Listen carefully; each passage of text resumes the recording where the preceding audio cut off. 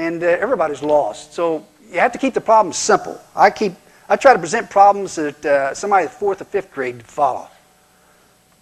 Well, what are some of those? I think I follow what's called the KISS principle. Keep it simple, stupid, and I find that works best. Let me give some examples. Like Numbers 23:19 says God doesn't repent, but if you read Exodus 32:14, it says He does. If you read Exodus 33:20, it says no one has seen God face to face, and yet in Genesis 32:20, a man says, I've seen God face to face and my life is preserved. If you read 1 Kings 4:26, it says Solomon had 40,000 stalls for his horses.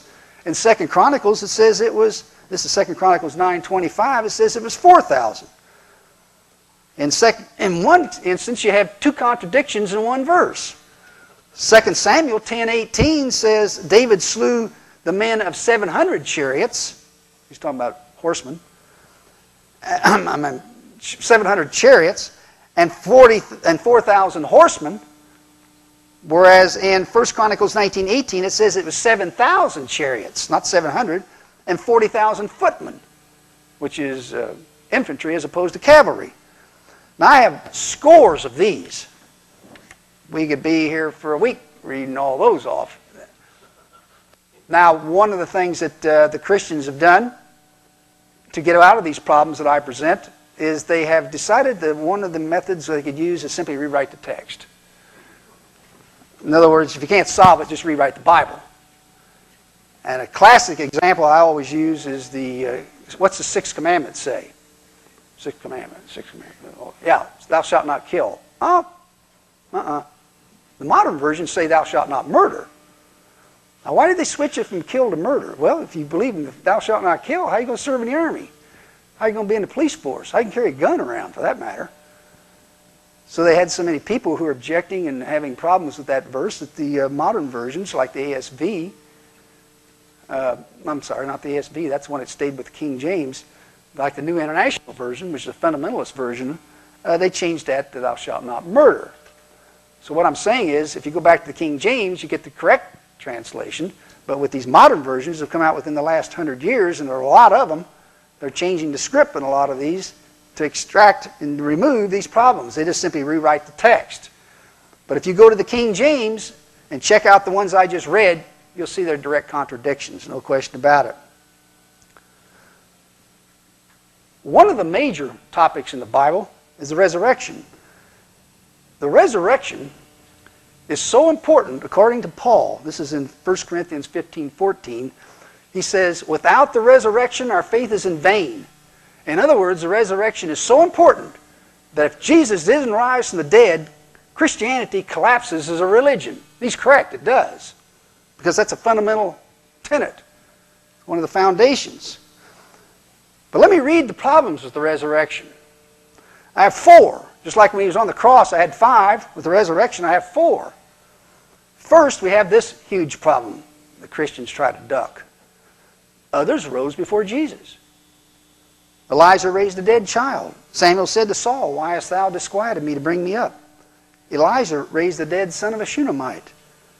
The bones of Elijah were touched as a man was being lowered into a grave and the man came alive. Moses and Elijah rose at the time of the Transfiguration. The saints rose before the resurrection. Jairus' daughter rose from the dead. The widow at Nain's son rose from the dead. Lazarus rose from the dead. And all of these people rose before Jesus did. So by the time he rose from the dead, this was actually a rather common occurrence.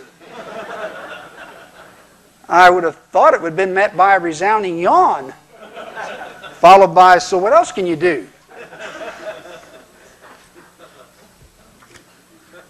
Second major problem with the resurrection. The accounts conflict. Very conflicting in the Gospels. Let me give some examples. At what time in the morning did the women visit the tomb? Mark says at the rising of the sun. John says it was yet dark. On what day of the week did they arrive? Matthew says Saturday. Mark, Luke, and John say Sunday. Who came? John says Mary Magdalene. Matthew says Mary Magdalene and the other Mary. Mark says Mary Magdalene, Mary the mother of James, and Salome. And Luke says Mary Magdalene, Mary the mother of James, and the other women. Was the tomb open or closed when they arrived? Luke says it was open. Matthew says it's closed. Whom did they see at the tomb? Matthew says the angel. Mark says a young man. Luke says 2 men. John says 2 angels. I don't know whether it's men or angels.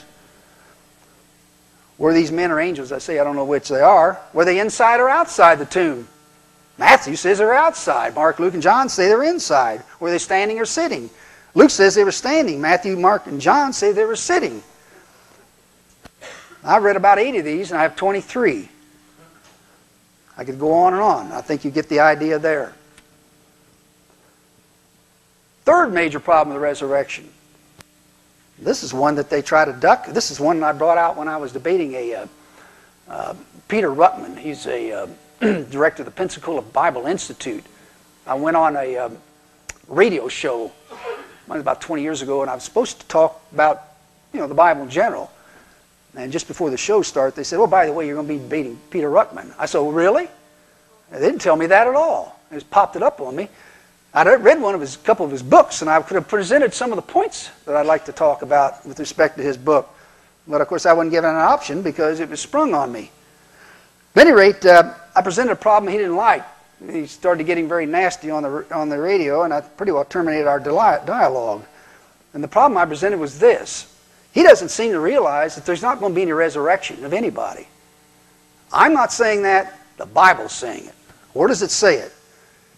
Read Ecclesiastes. All these Christians have to do is read Ecclesiastes 3:19-21, and I'm reading the Revised Standard Version. It says this, and mark these words closely. For the fate of the sons of the men and the fate of beasts is the same.